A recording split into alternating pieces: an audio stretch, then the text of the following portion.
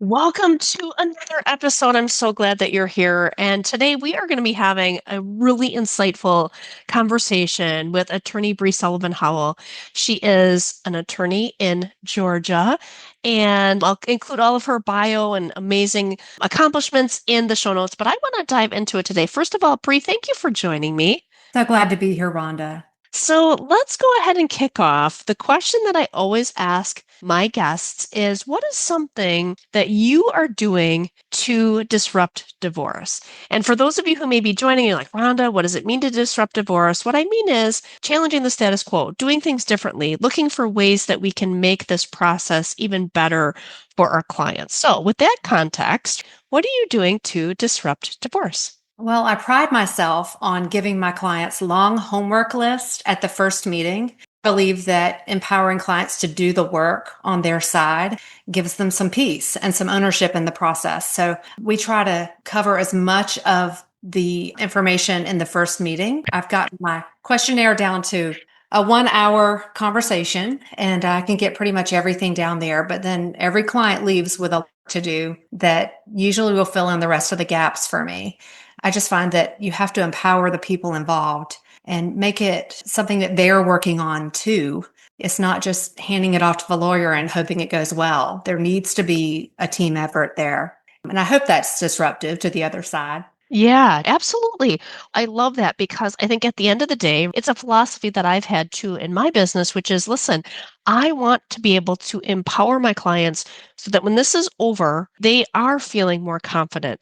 They're more equipped to ask difficult questions. They maybe have flexed their muscle as it relates to negotiation strategies that they're now empowered for a lifetime because they've really used this process as an opportunity for them to lean in and be better in some of these areas that maybe, needed a little bit of dusting off, if you will. So glad that that is certainly something that you're doing. So as we dive into our key takeaways for today, and I'm really excited because I know the first one, as we were kind of talking through, what are some tips for people that may be in the middle of their divorce process or they're starting the process but want to be able to make sure that they're really prepared for that messy middle, if you will, some things that they can be doing. So the first thing that you mentioned was keeping your strategy private.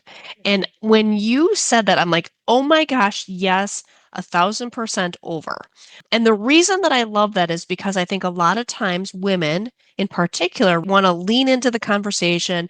They feel like if they share information, they're hoping that they'll get the buy-in and the engagement and the collaboration with their soon-to-be ex. And ultimately, what they're now doing is giving them insight or ammunition that may come back to bite them later. So let's talk a little bit about that. Keeping that strategy private, how important is that? And how do you help your clients do that? Well, I would speak just first to the point you made just now. You certainly don't want to share your strategy with your soon to be ex. And I say this in my book, you're no longer Mr. and Mrs. You are plaintiff and defendant. Mhm. And that's really key to understand. I mean, you've been on the same team with this person for all these years, in a lot of cases, years. You've parented together, you've shared a budget, you've gotten on the same page about every decision, and suddenly you're no longer aligned. So you've got to keep your cards close to your vest. I would caution them there, number one. Number two, don't even trust friends with your strategy because you don't know who's talking to him too. You have the same friends or her if you have the male client. People going through divorces want the support of other people. They want to feel that reassuring word from a friend. And there's a real temptation to say, this is what I'm thinking about doing in my divorce case, or this is what we're working on, trying to prove and trying to get. What do you think about that? Because they want feedback from other folks to make them feel good about it. This is all an emotional thing for a lot of people. Until you get your mind around it and you rise above the emotion, it can really be difficult to separate the two. So I always tell my clients, keep your circle small, have a couple friends and your mama, and that's it. Like, don't don't share everything. If you just have to have a place to dump it, go get a therapist, tell them everything, but choose your circle wisely and keep Yeah. those strategies to yourself. And they change too. Like you don't want to buy into a certain strategy and then it shifts and Yeah. then you got to explain to people why you changed your mind. Like it's not their business. So Mhm. better to keep it all to yourself. Yeah, I think that is so wise, right? And I think at the end of the day, the key thing for people to remember is A, even the advice that, your friends may give you, do they really know the intricacies of your specific situation? Or I'm looking at everything, of course, from the financial lens, and I'm like, oh my gosh, no, that wouldn't apply in this situation. Like we really just have to, and I love keep your circle small. Find that trusted group of people, Mhm. that key team that you can rely on, that you know that they're there to help support you and advocate for you, and they have their best interests in mind. One of the things I will often tell my clients is, hey, we got to finding that right team. Who is that team? Well, I encourage them to use the CIA method, which is, communication that's respectful and timely, integrity, and that your team's willing to advocate for you. And so if you have the people on your team that are willing to do that, they are the ones who really need to be the ones that you're confiding in. And it kind of goes along the lines of, I know you had talked about having a kind of candid response, right? Something that you have at the ready so that when people are asking you questions, you can be kind and respectful, but, just really giving them enough to satisfy their curiosity at a very high level and then moving on. So tell us how to do that. Well, I think it's important to have kind of a canned reply ready to give. If somebody inappropriately asks you an invasive question about your divorce, which will inevitably happen on aisle 3 of the grocery store. So when this happens to you, you need to be ready to say something that's both classy and polite, but also gives no information that's of any use. So what I recommend people say is something like, oh, wow, thank you for asking and for caring enough to, ask me these questions about something so hard. I would just ask that you keep us all in your prayers for now, and it's all going to be fine. But thank you for your interest. You're something like acknowledging their kindness and deflecting in that way without saying anything really. Yeah. I love that because I think a lot of times people are afraid to, like, you kind of get two camps, right? You get the people that are afraid to say anything, so they avoid saying something. And then you have the people that are like, did they really just ask me that question? Like, I Yeah. remember that too. Like, there's other periods of our life. Like, I remember right when I was pregnant, I'm like, did they really just say that? Did they really just ask me that question? Did they just tell me that they lost their baby at 14 weeks? Like stuff where you're like, oh my gosh, what is wrong with people? Yeah. Well, I think a lot of it, though, it's like every woman who's ever had a baby is an expert on pregnancy and delivering a baby. Everybody who's ever been through a divorce, had a mother who divorced, had a friend who went through divorce, or watched a divorce on TV is an expert, and they tell you what you ought to do in your divorce. And they rarely have the right answer. You Yeah. need to listen to the people who know what they're talking about, people like Yeah. you and me, and, the ones who are closest who know the story. Yeah, absolutely. I mean, I think again, having that core group of people that you can rely on, that you trust to help you navigate through this process, I think is essential. So, kind of along those lines, I want to take this one step further. And you had also mentioned, like, hey, we got to, I mean, for lack of a better term, right, we got to kind of pick our battles and we have to figure out which Right. hill we're going to die on or not die on. So, talk to us a little bit about that from the legal perspective on kind of picking our battles, because there's going to be things that potentially the clients see as being really important. And it's not to say that it isn't, but how do they determine where to focus their energy? I think you've got to pick the things that are going to resonate the most in court. You can't argue about every little point and maintain your credibility with a judge. I think you have to agree where it's reasonable to agree and show that you're willing to agree where it's reasonable. And then pick the things that are most important to you in your unique scenario to fight about and let the court know that those are the things that matter the most, so that there's some recognition that you're not just some crazy about everything. Because if you get written off by the judge as the conflict person in the equation or the bad one of the two, it's not going to go well. I know. It's always tricky, and I think sometimes what I see, and I've been in these situations before with clients where they feel so sometimes it's they feel triggered because of the trauma that they've experienced, and so they're emotionally dysregulated in the times when they really need to be regulated the most. And you're right. Unfortunately, people are like, okay, well, she's the crazy one, right? And what's happening is she's finally feeling like she has her voice, or she feels like people haven't been listening to her. And so she gets louder and louder and louder in hopes that somebody will finally listen to her. So I know for us, like when we're working with clients, a lot of times we'll make sure that if they do have this level where they need to be and learn how to be emotionally regulated, that they're working with a therapist, they're working with a trauma coach, they're dialing in. It's like, listen, they sometimes you just have to fake that you have it together for a very short period of time and then lose it with the rest of us in the hallway or on the phone after the fact, because there is a lot of emotion that comes with it. But I think we've got to learn how to be regulated when we really need to be, because it does, unfortunately, have a negative impact sometimes when people are in the midst of those situations.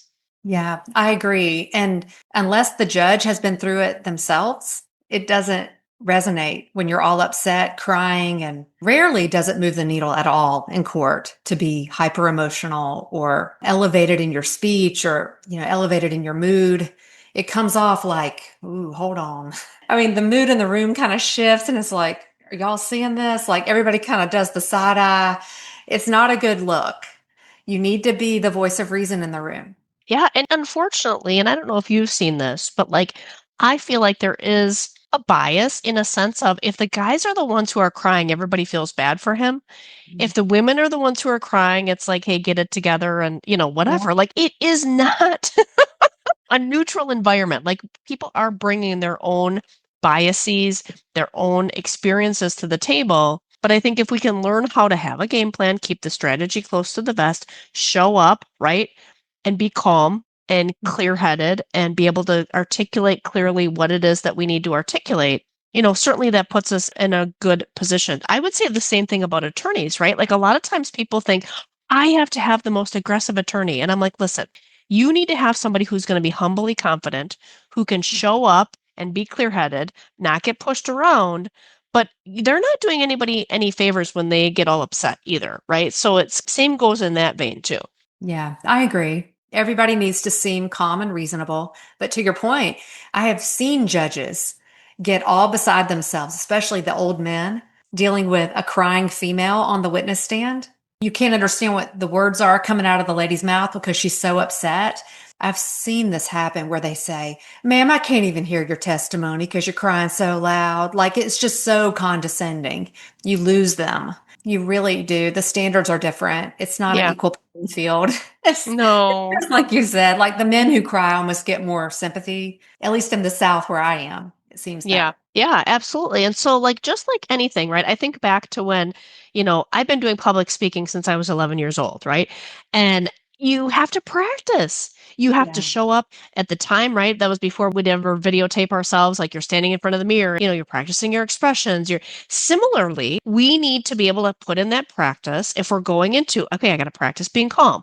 I need to practice how my responses would be to these specific questions. Like there is some preparation. Like I think the other part is people feel like, oh, I just have to be able to show up and just do whatever I need to do without any preparation. And I just want to encourage people like it's okay if there's some preparation involved, hmm right? Yeah, there needs to be some preparation, especially if you don't trust yourself to remain calm. It's better if there's not a script, but kind of an outline in your mind of what points you want to get across. You can't Yep. memorize it because it's question and answer. You can't anticipate every question that's going to come your way, Yep. but you can have an idea of the points you want to get across and Yep. hit those mentally. And if you're doing it that way, at least you stay focused and organized mentally Yeah, while you're in absolutely. the chaos of all the questioning and all.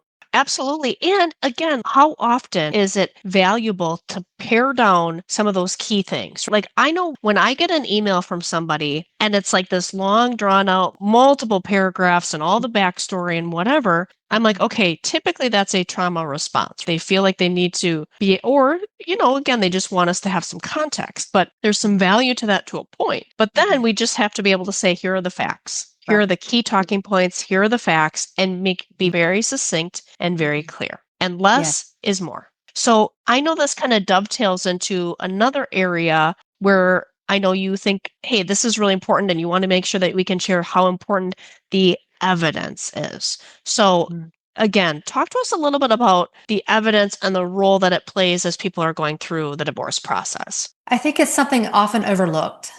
People want to tell their story, and that's a huge part of it. But your story doesn't get told properly where it can be truly considered unless you can prove each point of your story. And so I coach my clients from the beginning to build evidence around every point they're trying to get across. And, a lot of times I won't even know part of the story until close to the hearing date. And they're like, oh, you remember that thing about the school? I need to show in the school records that this happened. I can just print it off the class dojo or whatever app they have. And I'm like, no, that's not going to be admissible. I have to tell them we have to get that formally from the school with the certificate. That's how we have to do it here anyway. And so you need to tell your attorney early on the points you're trying to make, the things you think are important. We don't know if you don't tell us that some fact exists. And then get your ducks in a row to prove that point. Hard evidence. I think there's a lot of power in saying your point and then saying while they're testifying, okay, and to prove that point, what do you have to show us? Exhibit 1. Let's look at that. What does this show us? Where did it come from? Lay the foundation. Tender Exhibit 1, Judge. Here's my proof. Like, it's a done deal then. It happened. It happened just Yeah. like you said. And here's the document. You're in and out. It gives some formalcy or some formality and some structure to your testimony. It makes the client feel more secure in how they're going to present the case with their evidence. It gives a plan and a framework. It makes everybody more comfortable to know where they're headed. I just Yeah. am a big believer in that. Yeah, absolutely. And so for the people that are like, okay, they're trying to grasp the evidence, like they know that it's out there, but talk to us a little bit about that because I feel like that's a big challenge for a lot of people, whether it's the spouse is, dodging the disclosure, they're misrepresenting the information, they're avoiding getting assets value. There's all these factors that kind of go into putting up those barriers for people, specifically on the financial side, to get information. And I know there's court Mhm. processes in place to be able to do that, but to your point, we're relying on people to give us information. And sometimes it can be difficult if they're not being transparent or honest. So, talk to us a little bit about, is there a way that you would recommend as people are trying to gather the evidence that they could be thinking through, a process that they could be using to help them gather the evidence? Well, your attorney will know how to go about getting evidence from the other side. And that's where I always start. I try to get it the nice way first. You ask for it, you see if they'll give it Hmm. to you formally. And usually they will. Every now and then you'll get somebody who holds something back. And when that happens, you have to get it from the third parties. You have to send requests to the banks, to the employer, to the insurance company to get how much is insured. I send requests to lending institutions often to get loan applications because that's where people are overstating how wealthy Yes. they are. When they're stating it, they want to look as good as possible. So they're saying they have all this income or all these assets and this is what they're worth, even though they don't have appraisals. They're just inflating it for the bank. And it's beautiful evidence. So you try to get people to tell the truth. That's always number one because that's the cheaper way. But when they don't, you just cross examine that financial disclosure hardcore in front of the judge. Like, you don't have any proof of this. Where'd this number come from? You left this off. I know you have this. It's not on here. Why is it not here? You just ask the hard questions and then get your evidence from the third parties to keep them honest. It usually works out okay if you do all of those things. Yeah, absolutely. So, as we kind of wrap up our time together, I know there's one more point that I want to make sure that we cover, and that is you have mentioned silence is golden. Mhm. So, talk to us a little bit about what that means. Well, number one, if you're silent, nobody can hold anything against you. You can't be in trouble with a judge if you say nothing. No, just keep their mouth shut. I used to have a judge in my local area before he retired, and he would say, if you can't say something nice, let your tongue cleave to the roof of your mouth. And it was so perfect because he's right. Like, we don't need to get in these battles of back and forth. We need to choose the things we're going to speak to and only speak to the things worth your energy. I think these high conflict opponents want to draw you into this back and forth that just feeds some kind of psychosis in them. I don't know how to explain it otherwise. And if you don't do it, you're preserving your own power and your own peace, and you're giving them nothing. And it doesn't satisfy that thing in them that wants to be fed. And there's some psychological benefit in these cases with that, with keeping your thoughts to yourself unless it's important to share them and saving them for when it counts in the courtroom in front of the judge. You don't need to share everything. Yeah, Absolutely. I think again, as women, we can do a better job of being selective on what we're sharing, right? Mhm. We actually encourage a lot of our clients and prospective clients to take a financial personality profile. And what I have found is a lot of times for the people, specifically those that come in as the collaborator, which is somebody that doesn't necessarily want to be in charge of making final decisions, but they want to be included in the conversation. They want to the other party to give them feedback and weigh in and like those are the people that probably have the hardest time with keeping it close to the vest because they want that feedback. They want to be a team player. And so for the people that end up scoring out as clever, I'm like, that's going to be one of your biggest challenges is you are now going to need to be the key decision maker for yourself. And you're not going to have that sounding board Mhm. or the collaboration that you've been longing for as you move into this next phase. And so I love that you say that because I think it is really true. And when we start to notice these types of things about how we're responding, is how we can then work to change them. So, as we wrap up our time, I would love for you to share with us quotes or verses that are most beneficial to you to kind of leave with an additional sense of encouragement for our listeners. Yeah, I thought about this when you asked me to come up with some, and it was fun to think about. The first one is a C.S. Lewis quote that I like to share with my clients often. And it's, you can't change the past, but you can start where you are and change the ending. And Mm, divorce is a turning point for every person. It's a change in your life. It's an opportunity to reinvent yourself, to change your course, to change the story of your life, what's left of it, and a real opportunity. And if you look at it as an opportunity to embrace rather than the end of something or a lamenting of what you've lost or focusing on that, it is a loss, but you can get past it and move forward. It's a lot more positive thought process. So I love that quote. yeah, absolutely. I think that's a great one. And it's a good reminder, right? Like at the end of the day, there's sometimes a lot of shame, a lot of overwhelm, a lot of frustration, a lot of fear, but we can leave that behind and focus forward on what's next. So I love that. Is there another one you have? Yeah, I had several. Action is the antidote to anxiety. So the idea is that anxiety gets you just stuck in your fear. And if you can just take that first step towards some kind of action plan, you can overcome anxiety a lot faster. That goes along with everything we're saying. Get busy, put it together, build your evidence, help your lawyer, like have a plan. Yeah. And then you're a lot less anxious. Yeah, absolutely. Absolutely. And I think, what, we just have to get comfortable again being uncomfortable, right? Because we're never going to be 100% ready to take a step, whatever that step is, right? And so we just have to get more comfortable with being uncomfortable. So I love that quote. Action cures fear. That is for sure. And then I That's know you true. also had a your favorite Bible verse. So would you like to share that one as well? Yeah, I would like to share that. My favorite verse is Luke 145. And it was from when Elizabeth was meeting with Mary and they were both pregnant with John the Baptist and Jesus. And Elizabeth exclaims to Mary, "Blessed is she who has believed that the Lord would fulfill his promises to her." Mm, And that has so much application, especially for women, to feel like there's a plan and a promise for each of us. And if we can just believe that and take encouragement from that, it can ease the pain of some of these things going through divorces.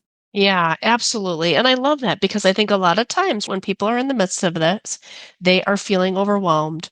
And I always tell my clients, listen, I've never seen that God just abandons you as you're going through divorce. He's going to show up, he's going to have provision, he's going to bring the right people.